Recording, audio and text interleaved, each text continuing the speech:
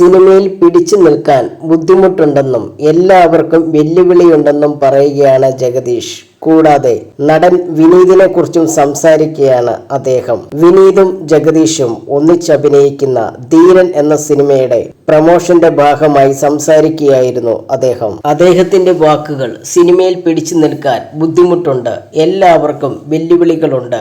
നമ്മൾ കണ്ടിട്ടുള്ളതിൽ ഏറ്റവും പാവം പയ്യൻ എന്ന ഫീലിംഗ് തന്നിട്ടുള്ള നടൻ വിനീതാണ്. മലയാള സിനിമയിലെ ഏറ്റവും പാവം പയ്യനും നിഷ്കളങ്കനുമായിട്ടുള്ള ഒരു സാധു മനുഷ്യൻ എന്ന് തോന്നിയിട്ടുള്ള നടനാണ് അദ്ദേഹം.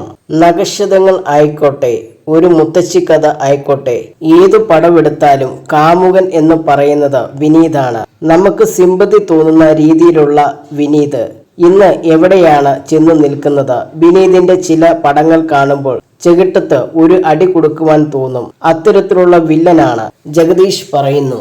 മൈ ഡിയർ കുട്ടിച്ചാത്തൻ എന്ന സിനിമയിലൂടെ അഭിനയം തുടങ്ങിയ നടനാണ് ജഗദീഷ്.